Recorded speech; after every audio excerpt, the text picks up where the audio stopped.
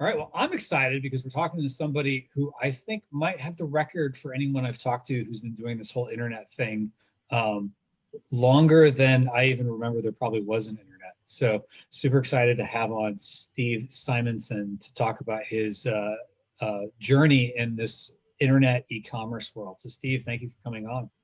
Certainly a pleasure to be here. And yes, that's code for I'm super old, everybody. But yeah, I did start. I was also super nerdy. So if you got a super old nerd on your hands, then you really got somebody who knows some tech stuff. So yeah, back in the like 1983, 84, I had the tech internet, right? Little modems and things like that. But in the 90s, then I moved into actual business stuff on the internet, and that was it was a different time, that's for sure. Yeah, the internet has evolved quite a bit. I was actually just talking to somebody the other day about how when I was in high school, people were just like, I was a senior in high school, and I think people were just starting to talk about the internet. And I remember there was this made-for-TV movie starring Kirk Cameron, which may have been like the last like mainstream network thing I think he might have been in. And it was like he was struck by lightning, and then the entire internet downloaded into his head, and he knew all this stuff, but like bits and pieces were wrong. And so the general lesson of this made-for-TV movie was don't trust what you read on the internet. And now that's all we do is read stuff on the internet. And there's probably still an element of truth to it. But yeah, well, yeah, I was going to say that sounds a lot like a true story, but no, the reality is the internet has evolved, but I think there's as much kind of nutty stuff on the internet as there is good stuff. And right, as in my humble belief is everybody's a consumer of information, right? It's like you're buying information because you're consuming it. You choose what to consume, you choose what to believe. So the old caveat emptor, right? Buyer beware, right, applies to even information. And people make their own choices, but I can tell you that, yeah, Kirk Cameron. Now that is a call out from the past. So far on historic references, you're in the lead. That's funny. So just to give everybody a little bit of context, you and I actually were on a webinar together with the folks at Avask Accounting who are in the UK, and a lot of their clients are in either the UK or the EU. And they wanted to talk about basically selling in North America. I'm like, well, that's a pretty big topic. But I thought you did a really, really good job explaining and breaking down some relatively complex topics. And selling in North America is not as easy as it may sound, which I'm sure anyone who's sold in North America probably knows that. But tell us briefly, how did you even get into this whole thing, during the Kirk Cameron downloading the internet from lightning age? Yeah, well, for me, it started back in War Games. Now that's a classic. War Games! I remember that. I love that. See, movie. Matthew Broderick, and I literally had a little program that would do the thermonuclear war text, responses, because we thought that was the coolest thing ever. So, I really, as a young person, suppose I was a kid at the time, I I was a very fun programming, full-on nerd, and just loved technology. And I don't know if anybody ever saw there's a character in some movie, his name is Mick Lovin, but he's got the glasses, he's got the full nerd. Yeah, I don't remember the movie, but that I am Mick Lovin, honestly. So I was a definite tech guy. I love this stuff, but I also was a unemployable type person. And even though I had jobs as a kid, from the point I was 18 on, I owned my own business. And I started with a janitorial company where I had a partner. We bought it relatively inexpensively. And then we moved into kind of carpet cleaning and restoration. And then that moved into, we started a construction company because we were doing a bunch of insurance restoration work. Like if your house floods or a tree falls on it, we would be the guys who would come in and kind of, do the triage and then do the rebuild. And I was pretty good at kind of managing lots of stuff, even at a young age. I'm 18, 19, 20 during these years. Mm-hmm. And so that kind of began my start in business. And then I just, as I like to tell the story, I just kept doubling down, right? It's like, oh, well, this was interesting. This was fun. it wasn't like I got rich at 18 or 19 or 20 or any number past that. It's just I had enough to kind of make another bet. And so as I would go through the sequence of kind of service companies, by the mid 90s, it was very clear to me that the internet was interesting and cool. And I live in Seattle area. We watched what Amazon was doing. I was heavily into the internet. And I just walked around saying, I wonder what I could sell online, right? Because books and DVDs, that's done, right? Amazon locked that up in 94, 95. And so by the time 98 rolled around, I made my first sale, and it was like a little entry carpet with a fish jumping out of the water, like a bass or something, jumping out of the water. There's a little Okay. carpet, little rug, and it was a sale to Bulgaria using the Yahoo store platform. And I was Okay. just over the moon excited, huh? Hmm. Bulgaria, yeah. By the way, turns out that sale was a fraudulent order, and we didn't realize that until after we shipped the carpet, which took 3 or 4 weeks for us to get it. But I was so hooked to the idea that we just were really all in, and so I by early 99 I started, I hired programmers, and we really started in earnest building our own platform and our own company, and we had a great time. Wow. So you were early on to this and the Yahoo store platform. Like that's not even an option anymore, is it? I have no idea if that's still an option, to be honest with you. But at the time, it really solved the shopping cart, having a secure shopping cart, Hmm. making pages easy to build. It's kind of like the Shopify of its day. And so, and we didn't really, even at that time in 99, 2000, we didn't do any advertising. We just would put content out there and trust the search engines. Google did not exist, by the way, at the time. So, the search engines like excite.com and Alta Vista and, web crawl and all these other things, they would find content we made. And this is an important lesson. We wrote like articles about our subject matter expertise, right? And these articles would be found by these crawlers, and then people on bulletin boards would link to them and go, oh man, here's everything you need to know about this topic. And so we Mm. learned early that if you make content that people actually want and find value in, they will link to it. The search engines will reward that because of that kind of social popularity. And all of that same strategy works today as long as you structure the data and content right. So it's a lesson we learned early on, and got pretty good at it. Now, where did you go to get this information? Because there wasn't like YouTube, there wasn't podcasts, there wasn't probably like blogs where people were talking about this. So how did you even figure this out? Like how to set this up? Because Well, this we is didn't. very early. Yeah, we didn't know. I just knew. So here's the evolution of that concept. So in the mid 90s, I would just, because I have a passion for certain things, right? I love entrepreneurs, and at that moment, I was in the that line of business that happened to be in the floor covering world, and people would ask these questions about the brand name of flooring called Pergo. At the time, it was like nobody understood it, and I would Mm. just go into these forums, and I would see people spreading what I considered inaccurate information. I would go, hey, here's the facts. Here's what's good about it. Here's what sucks about it. Make your own decision. I don't care, right? I got no skin Mhm. in the game. But I don't like it when people tell somebody that's, they give kind of very absolute answers to not absolute questions. And by Right. doing that a number of times, I came up with kind of common things. And so my first approach was just like, here's all the FAQs. All these people keep asking the same stuff. I'm going to just put it on one document on an AOL members page, and then I'll just link to that so I don't have to keep retyping it. That's actually how it began. So it was not a strategy so much as me just trying to save myself some work. Okay, gotcha. So because you were into this kind of internet world of, commenting and things like that, and these message boards and things like that, and then you said, I'm going to create articles.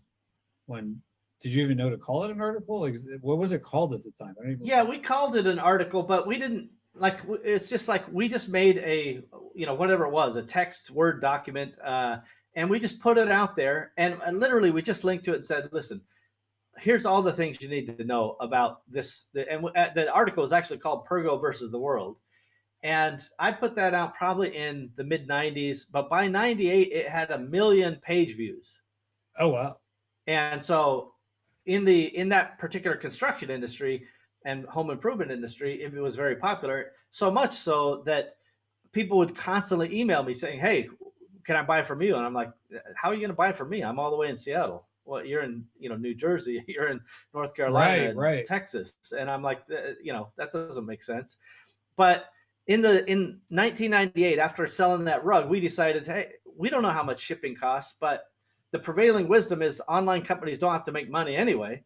So we'll put some order, some product up online, and if people order it, we'll just ship it to them. And we literally, when we would get an order, we just go in the yellow pages and we call a freight company, go, "Hey, we've got a pallet of this stuff. Can you take it to this place?" And they go, "Yeah, we can take it." And we go, "How much?" They go, whatever the number was, it's a lot. And we go, "Okay."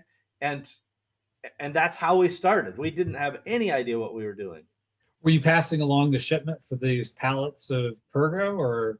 To some extent, the first few months we tried to do a quote system. They would tell us how much they needed, and then we would try to get a quote, and then we'd send the quote out, and we were aggressive on our pricing, right? Trying to, because really it's just us drop shipping, right? We were just buying it from a manufacturer distributor. Yeah, so we were not profit motivated so much as just like, does this, if we build it, will they come? That was question one. And if they come, will they buy? And if they buy, can we ship?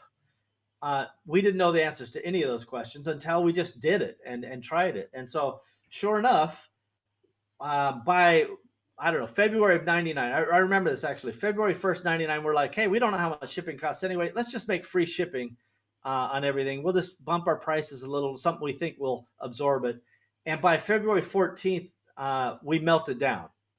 We got too many orders. Our suppliers were out of stock. We couldn't keep up with what was happening. We didn't have good systems at the time, but we validated. So we actually took the phone number off the website and the contact information off the website, for the rest of the month. And during that month, we only did, I don't remember the exact number, but it was like $30,000 or $60,000, and it completely melted us down. It was a nightmare.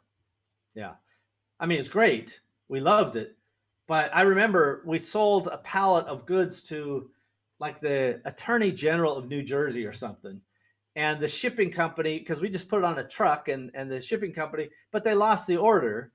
And they're like, "Oh, well, we've got, 10 to 14 days to investigate this before we try to settle up with you for $1 a pound," or whatever it was.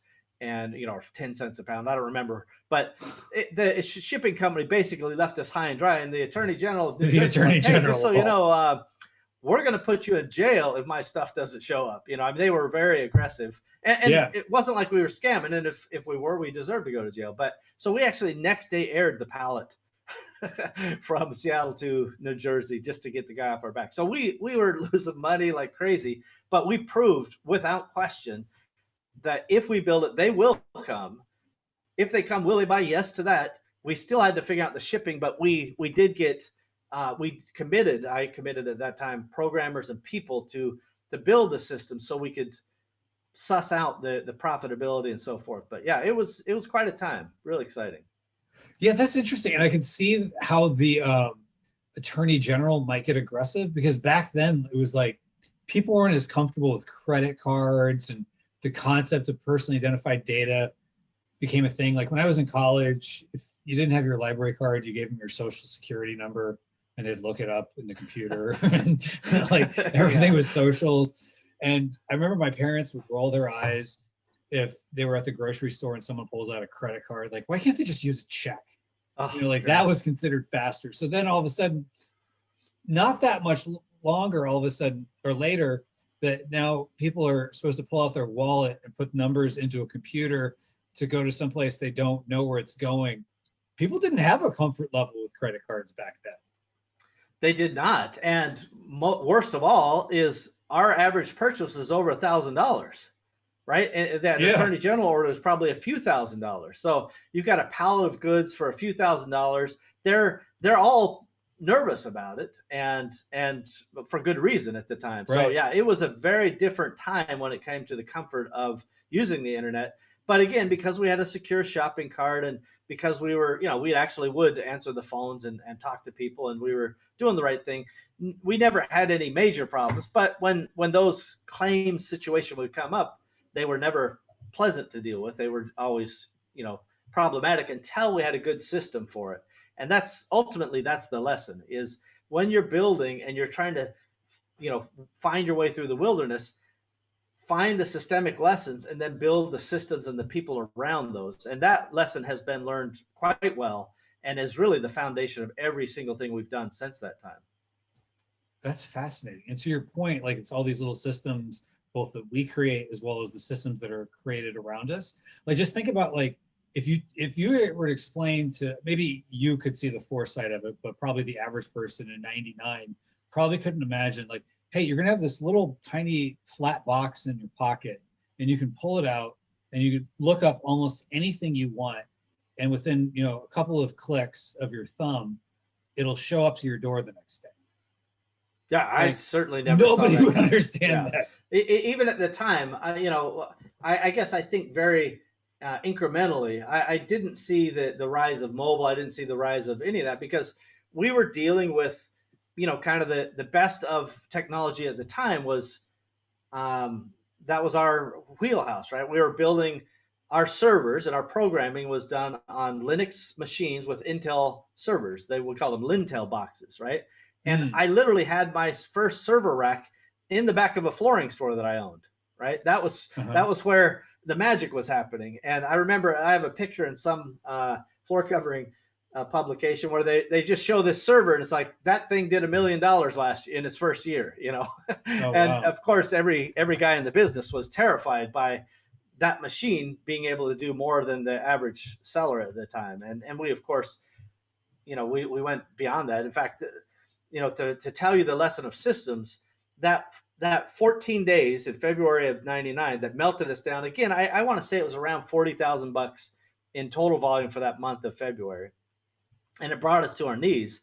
But, several years later, maybe 5+ years in the future, we attempted our first $1 million day and nothing broke. And by the way, we did achieve our $1 million day goal, and we ended up doing 1.6 or 1.8 million that day. I don't remember exactly.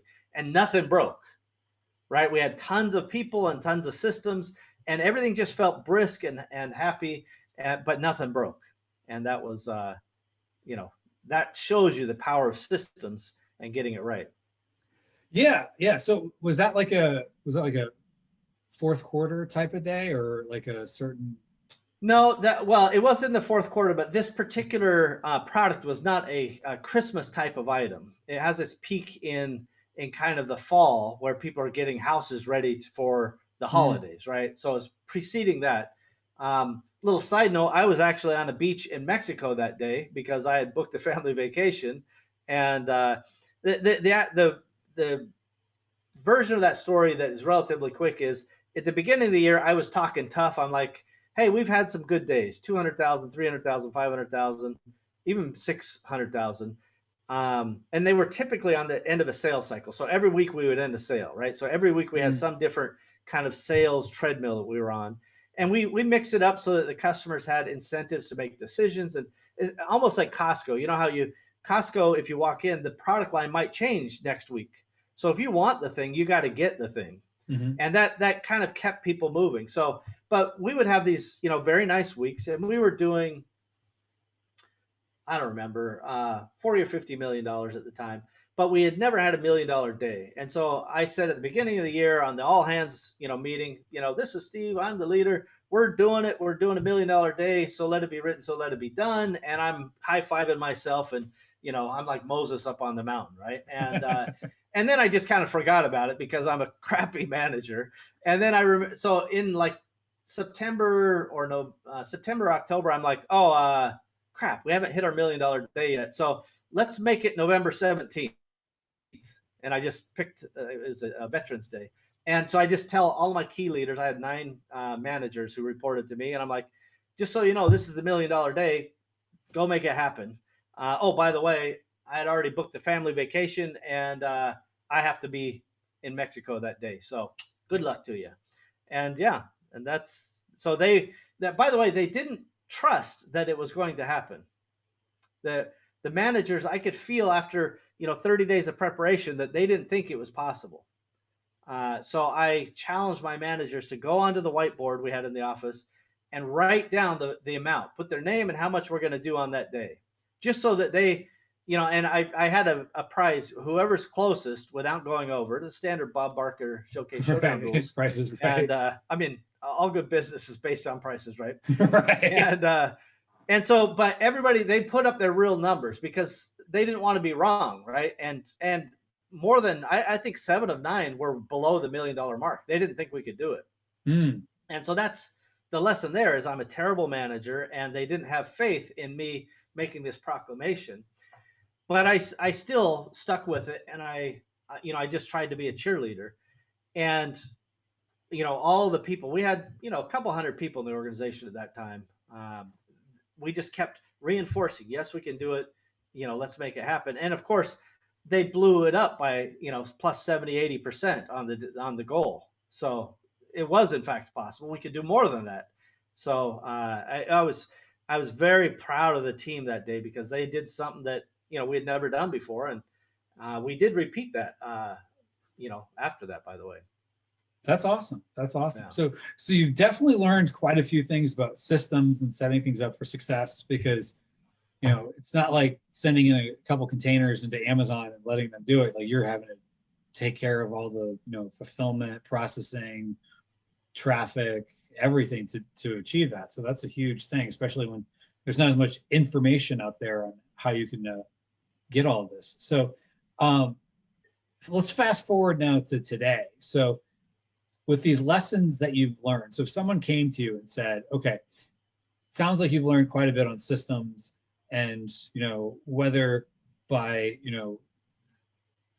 doing it the right way or falling into it accidentally, something's worked along the way. What would you have advice for folks who said, what should I do to have the system so I can have my $1 million day, or whatever their goal is, that like Moses, they're coming down with the tablets? Yeah.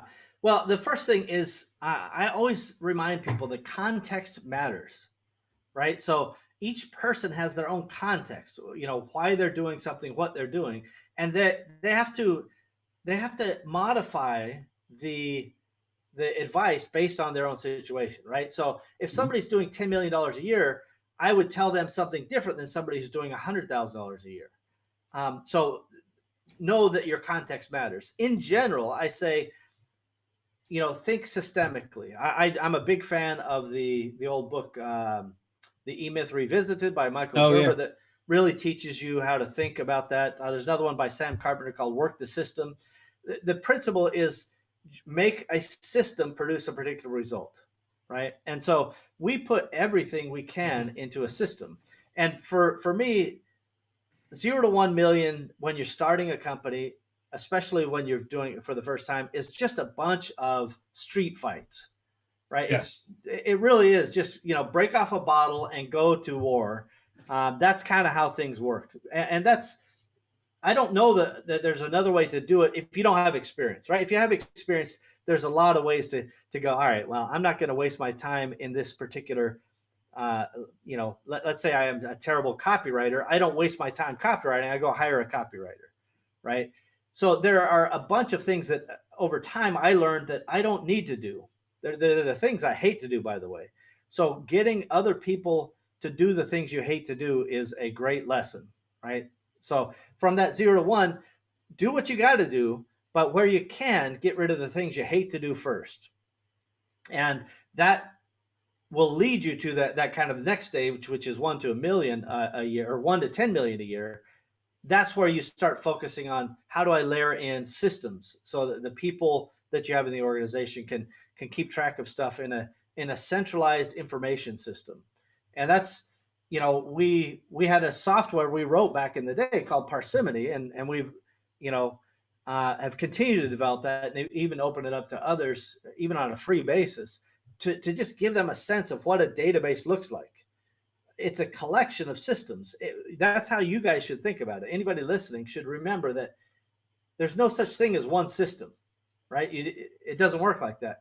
it's a series of systems. You're some internally and some external, right? We talked about the freight guys that our system turns it over to their system, and then we have to trust their system. The same thing here at Amazon. Amazon FBA is just another system, and you just kind of map those systems out. So, start with the street fighting, evolve to systems, and then get people to do what you hate to do. Those are key pieces of learnings that I've had. Okay, gotcha. So find people to do the things you hate to do after you've mapped out the system. Okay, so that's a good way to look at it, because I do love eMyth, and one of the things he talks about is McDonald's, and my first job was at McDonald's, and when you work there, you take, especially when you're 16, 17 years old, you take for granted the systems that are there, because like, oh, I show up and just giving Cokes and hamburgers and fries. There really are systems for just about everything. We think systems have to be this complex things, but it could be a checklist, or just, hey, when you wash your hands, you should be doing it for the length of the happy birthday song, or just little things like that you pick up there. Or this is how you put the patty on this grill, not you fire up a grill master in the back.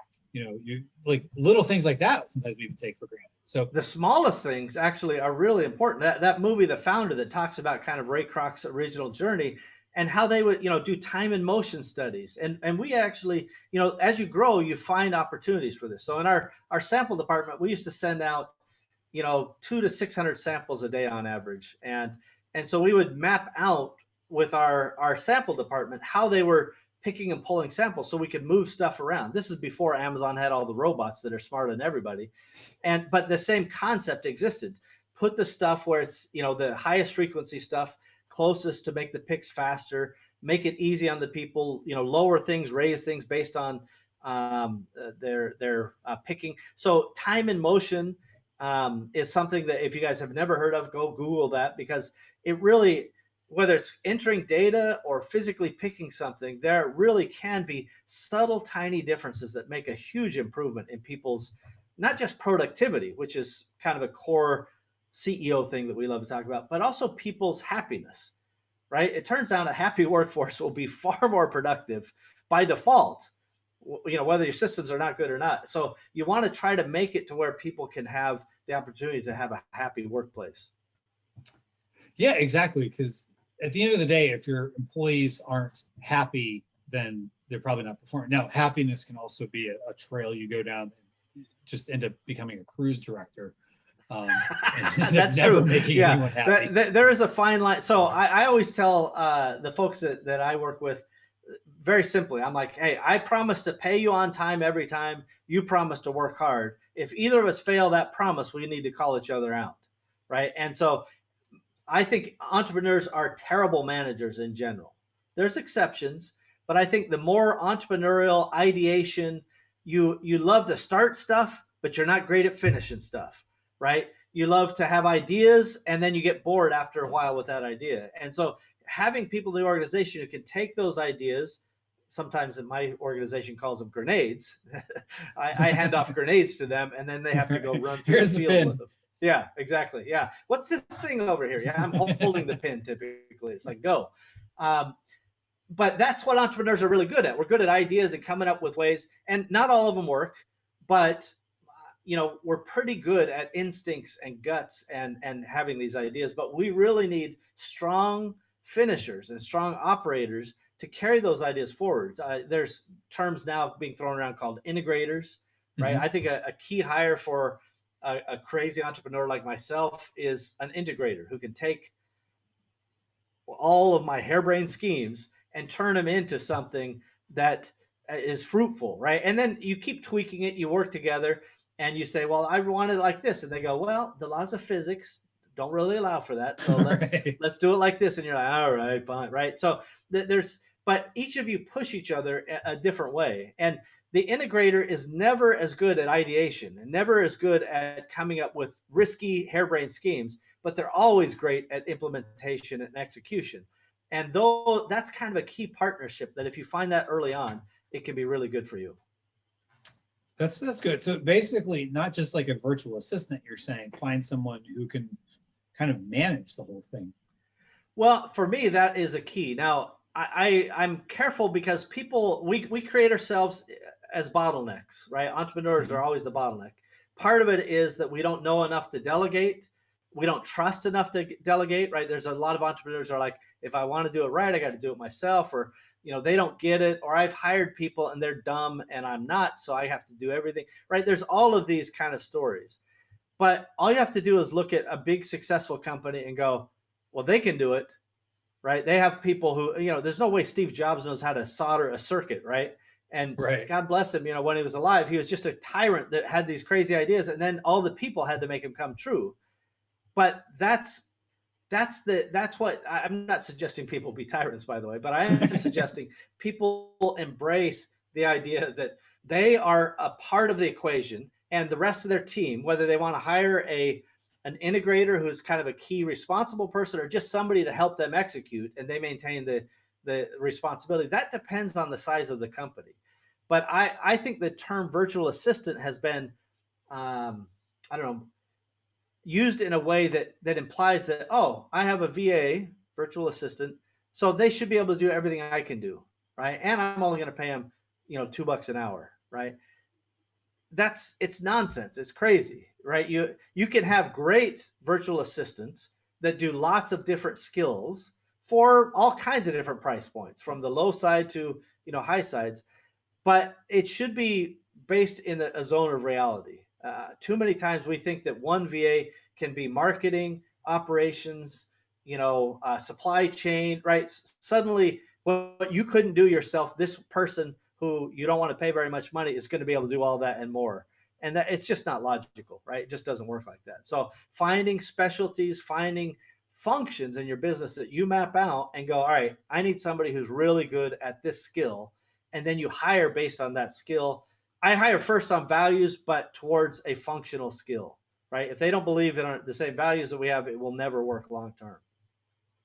Yeah, that's such a good point. And to your point, like, sometimes we expect to hire someone that just knows how to do everything, but I think sometimes it's finding what do they do well or seem to enjoy, and maybe kind of moving their tasks that direction. Because as the entrepreneur, especially starting out in the knife fight, we're breaking the bottle and going to the street, like you mentioned, it can be a little bit of you're wearing all the hats, trying to figure everything out. So you think you're going to find people that are just going to do everything, but people aren't going to necessarily have the same motivations to do that.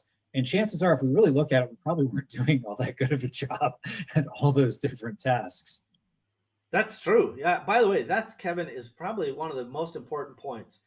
Even though we're really good at a lot of stuff, because we care, we're willing to do extraordinary things, and even produce only ordinary results, right? We'll go to extraordinary length, but what we have to actually make in a company is ordinary people producing extraordinary results, right? It can't be the other way, because if we're extraordinary as entrepreneurs, willing to just take risks and gut it out and have these crazy ideas and pursue things no sane person would pursue, that's the extraordinary. But we hope that it produces something.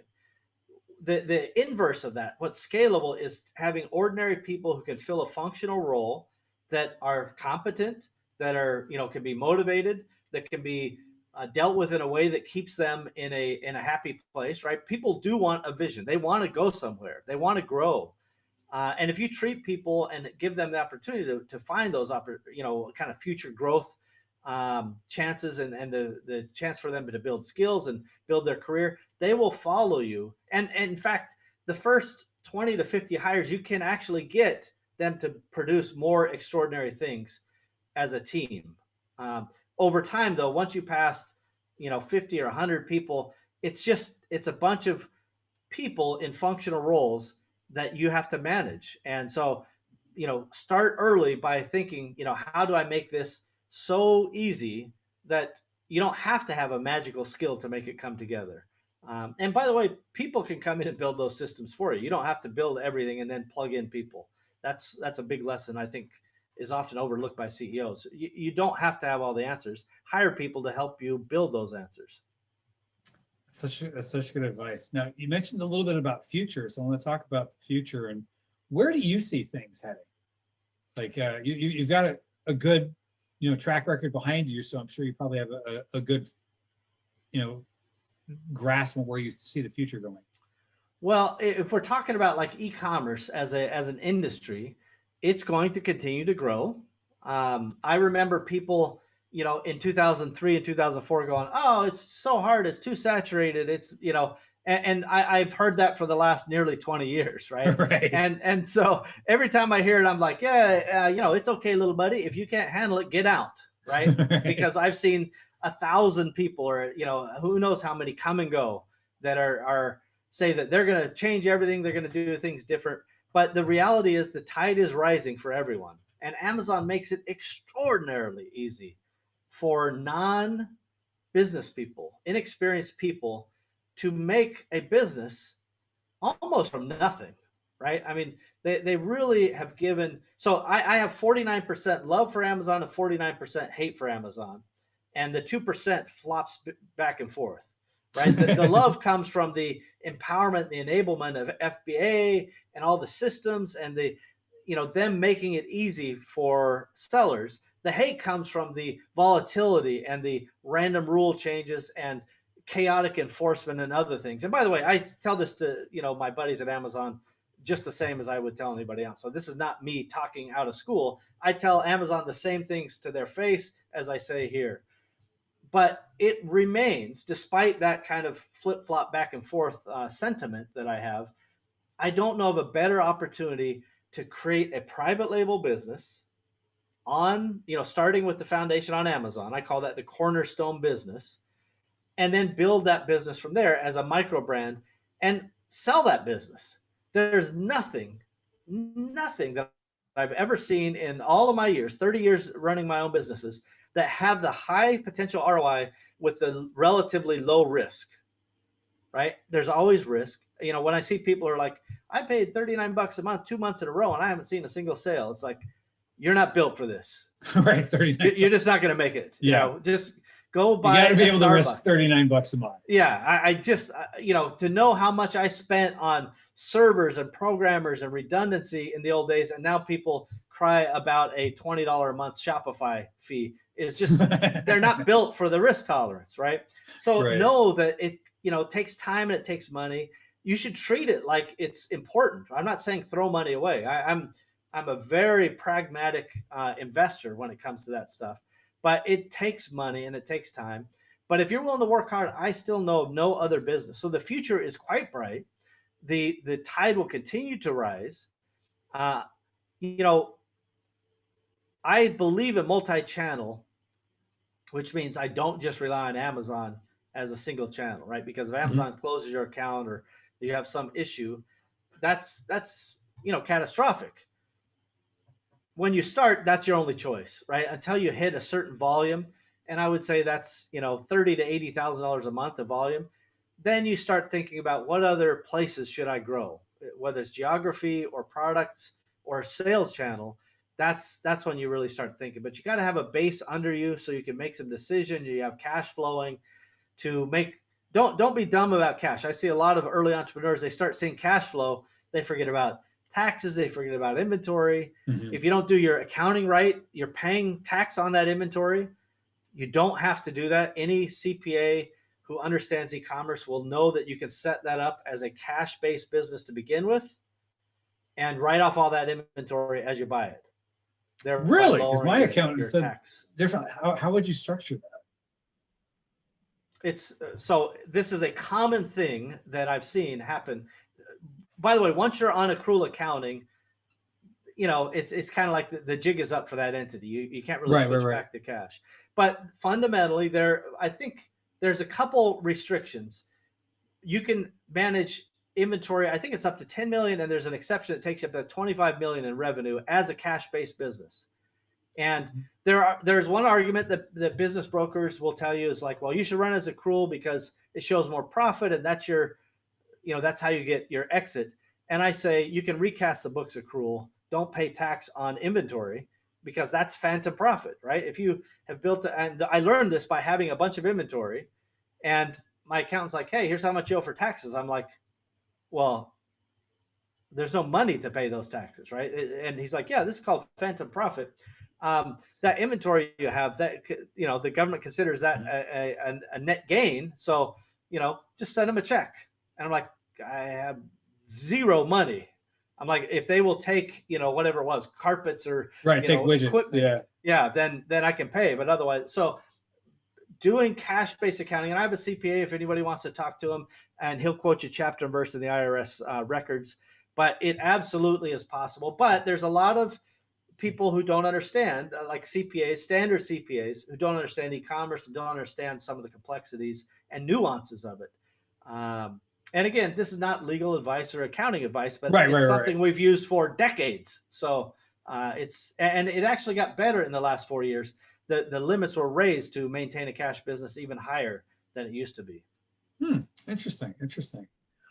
Well, cool. So that's interesting. So as people are growing and, you know, they want to get help and whatnot, I know you have kind of a network of folks that you work with, or if they wanted to get in touch with you, where would they go?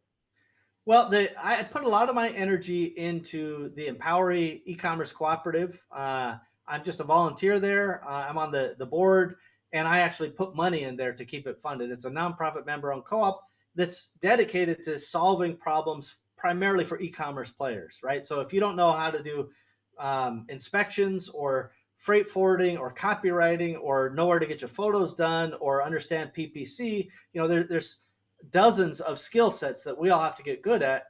And every new person comes in and tries to invent the wheel themselves. But what if the wheel, there's a whole, you know, warehouse of wheels over at Empowery.